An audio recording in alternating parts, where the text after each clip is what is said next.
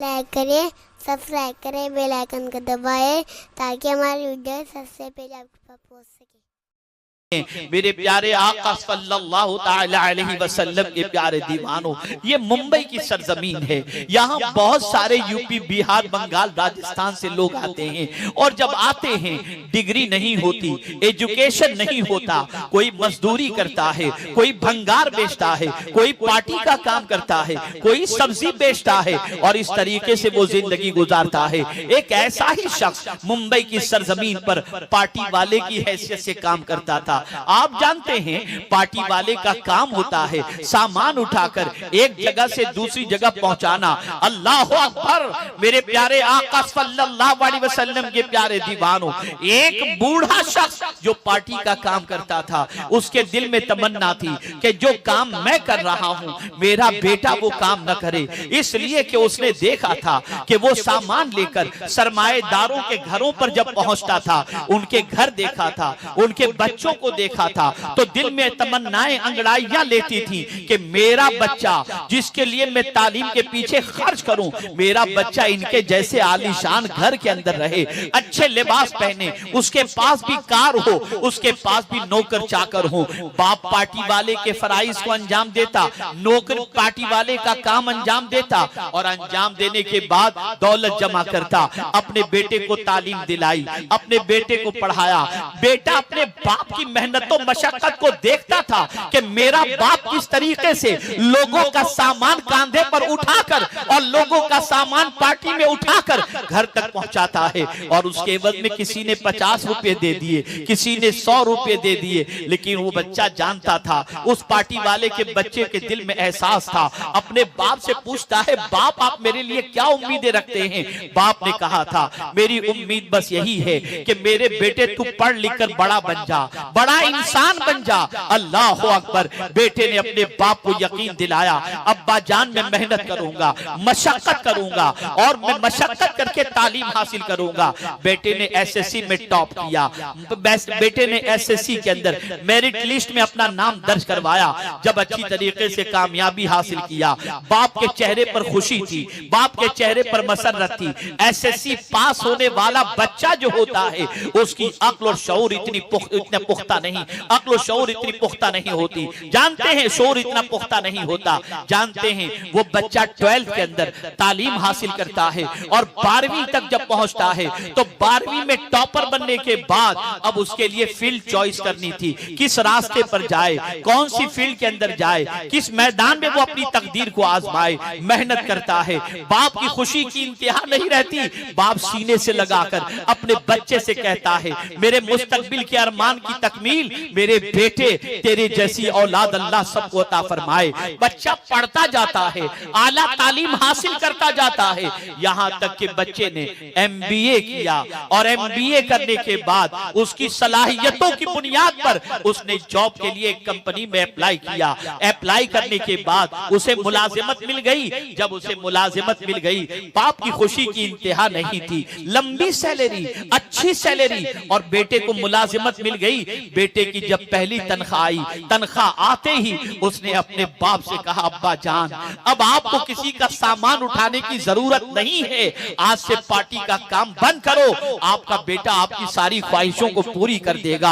आपने मेहनत से मुझे पढ़ाया है, मैंने आपकी मेहनत की कमाई का भरपूर ख्याल रखा और मैंने आला डिग्री हासिल कर ली है। बस अब आप अल्लाह अल्लाह करें, अब आप मस्जिद में इबादत करें, आप नमाज पढ़ा करें, आप तिलावत किया करें और मेरे लिए दुआएं किया करें। बाप की खुशी की इंतहा न थी। बाप अपनी जिंदगी उसी में गुजारना शुरू किया। साल गुजरा, 2 साल गुजरे, कुछ बैंक बैलेंस हो गया तो बाप को अपने बेटे की शादी की फिक्र सताने लगी। बच्चे से कहा, बेटे मेरी ख्वाहिश है कि मैं बहू लेकर के आऊं। बेटे ने कहा, अब्बा जान आपका जैसा हुक्म मेरे सर और आंखों पर, अब्बा जान जो आप चाहे करें। एक अच्छी पढ़ी लिखी बच्ची के साथ रिश्ता तय हो गया और अल्लाह अकबर, ऐसे पढ़े लिखे और नेक बच्चे को रिश्ता देने से कौन इनकार करेगा। शादी हो गई, बच्ची घर पर आ गई, निकाह हो गया, बड़े शान से हुआ, बड़े धूमधाम से हुआ, बड़े लोग उसके अंदर शरीक हुए। मस्जिद के इमाम कहा करते थे,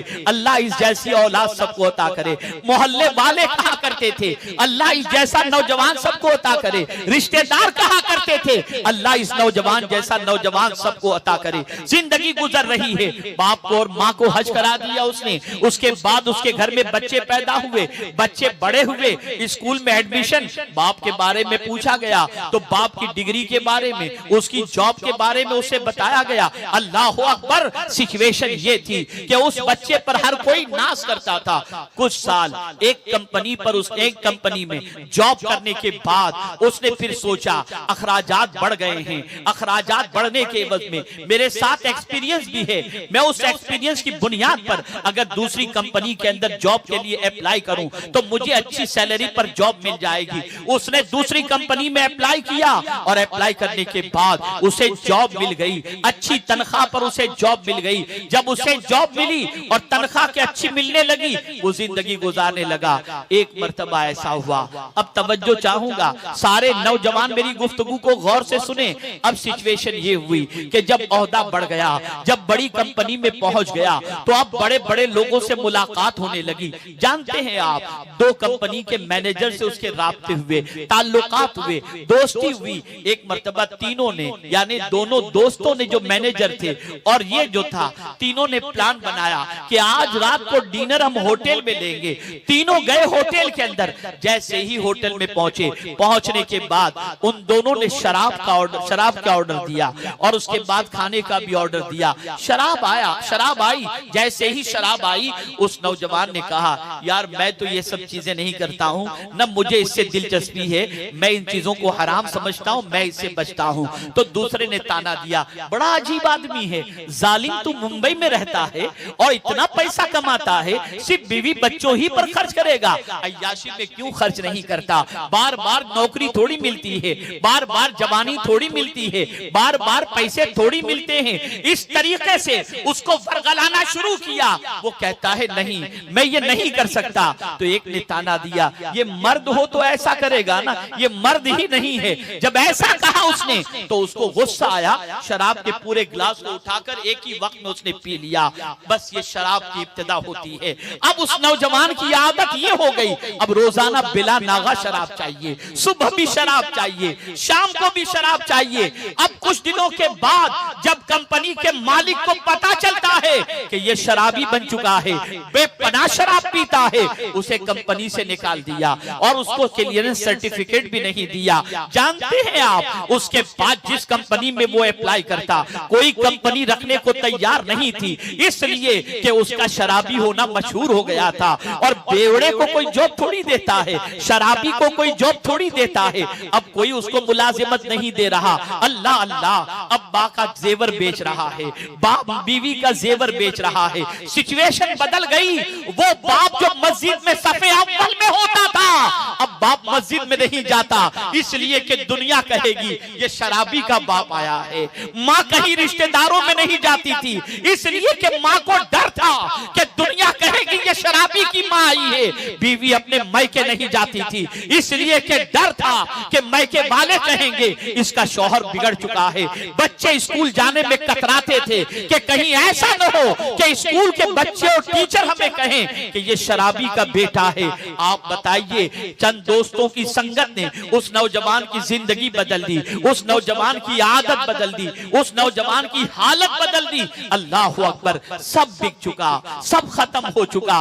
बाप अल्लाह की बारगाह में मुसल्ला बिछाकर ये दुआएं करता है, ए अल्लाह वो गरीबी कितनी अच्छी थी कि मेरा बेटा रास्ते पर था, वो दौलत कितनी बुरी है जिससे मेरे बेटे के कदम बह गए। ए अल्लाह मुझे फिर से मेरा बेटा अता फरमा दे।